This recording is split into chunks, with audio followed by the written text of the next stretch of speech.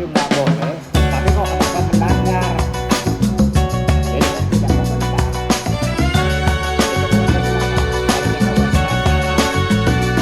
In this night of starry sky, my baby told me with a sigh, saying words that came across as a doubt.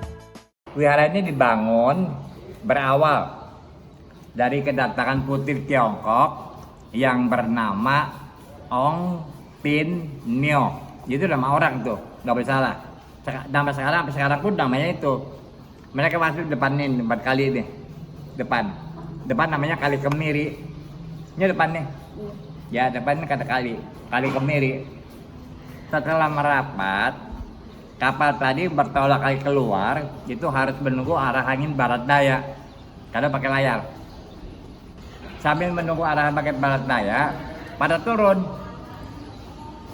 Termasuk Putri Ong Tin. Jadi setiap kapal yang berlabuh itu pasti minta pas jalan untuk kelanjutan berlayar lagi. Nah, dia minta pas jalan kepada penguasa di sini. Disebutkan penguasa di Banten pada saat itu adalah Syarif Hidayatullah.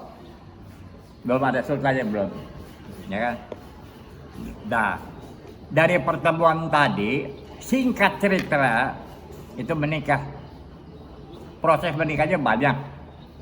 Ada yang ngaku hamil, segala macam itu pokoknya cerita dongeng lah. Intinya menikah mah bener. Tuh, kita ceritain anak buahnya nih. Anak buahnya Putri Ong Tin yang lambat laun berjumlah 3.000 orang bermukim di satu tempat namanya Kampung Baru. Sekarang pun namanya tetap Kampung Baru, dekat Karangkantu. Kampungnya udah nggak ada, tapi namanya masih ada. Dulu namanya Xinjiang itu, Kampung Baru. Ya, nah, lambat laun mereka membentuk sebuah komunitas Tionghoa. Ya, sebagaimana layaknya membentuk komunitas Tionghoa, mereka butuh tempat ibadah. Karena ibadahnya di laut, di mana-mana gitu, nggak punya tempat ibadah. Ya, pada akhirnya kelompok tadi menjadi dua. Sebagian memeluk agama Islam, sebagian lagi bertahan pada agama Buddha. Kelompok anak buahnya Putri Ong Tin yang beragama Islam, mereka membuat tempat ibadah namanya Masjid Pacidan Tinggi sebelah rel dekat Surabaya. Nah, komunitas Tionghoa yang beragama Buddha membuat wihara ini. Namun awalnya bukan di sini, tidak jauh dari Masjid Pacidan Tinggi. Kira-kira 100 meteran lah. Ya, tepatnya dibangun di Desa Dermayon, dibangun pada tahun 1652. Ya, jadi wihara ini dibangun 1652 di Desa Dermayon. Ya, dengan nama Banteki yang berarti sejuta kebajikan. Nah, pada abad ke-17 Banten terjadi epidemi kayak corona begini. Banyak yang meninggal, bak gitu. Oleh pengurus wihara di sana, patung Dewi Kuan Yin yang sekarang masih ada, yang dibawa sama Putri Ong Tin, dibawa keliling kampung, diadakan ritual tolak bala. Ternyata berhasil.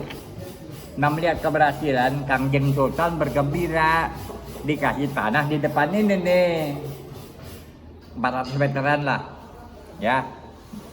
Dikasih tanah sama Kangjeng Sultan. Pindahlah dari Desa Dermayon ke sini, ke Kampung Pabarican, namanya Kampung Pabarican, tahun 1774. Ya, pindah sini. Nah, pada abad ke-18 terjadi bencana alam Krakatau meletus. Itu tanggal 27 Agustus meletus. Terjadi tsunami setinggi pohon kelapa airnya. Diceritakan wihara ini tidak masuk air. Banyak warga sini yang masuk ke dalam sebuah selamat. Dia melihat kok air nggak bisa masuk gitu. Nah, itu kejadian-kejadian yang secara sepintas saya udah ceritakan. Itulah sejarah singkatnya wihara ini.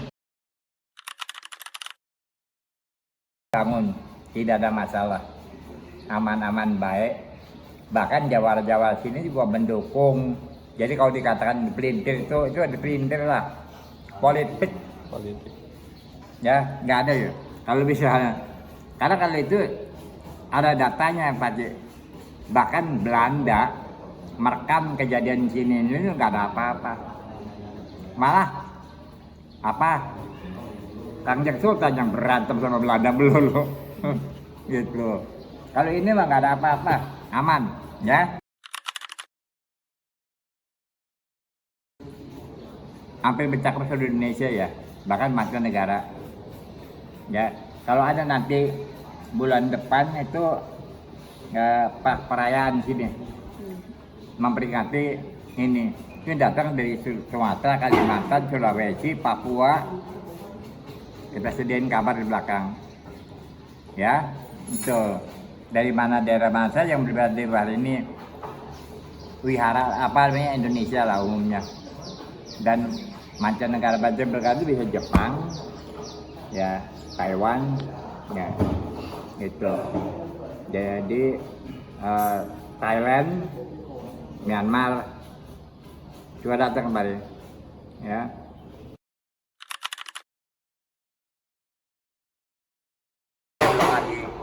Cing berarti sumur, sen berarti datu atau dewa penunggu sumur.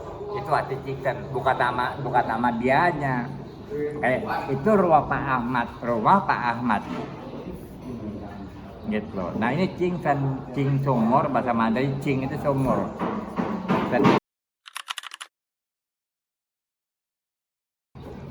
Kalau dikatakan apa manfaatnya, tanya sama orang. Yang Ada kalau tanya orang tuh hari Jumat banyak yang mandi. Orang dari Jawa Tengah, begini, sekarang semua lah. Kalau saya suka tanya sih, Bu, Ibu mandi, kenapa sih Bu? Emang Bapak nggak tahu saya mah. Gitu. Jadi kadang-kadang saya juga saya tanya ya. Makanya yang saya catat tuh, yang mau bercerai mandi, orang sakit mandi, orang punya utang mandi, orang yang mau ditangkap polisi mandi. Tetap aja bisa mandi besok ketangkap polisi. Buat sumur itu sudah ada secara alam, nggak dibuat, sudah ada. Gitu. Sumur itu sudah 500 tahun, jadi belum ada wihara itu sumur nggak ada. Gitu.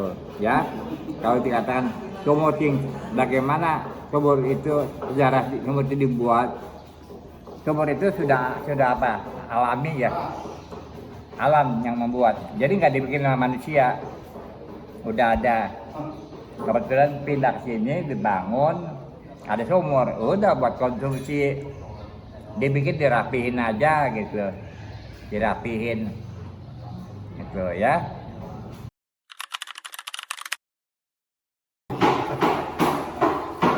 Jadi kesimpulannya apa itu yang nggak tahu orang-orang.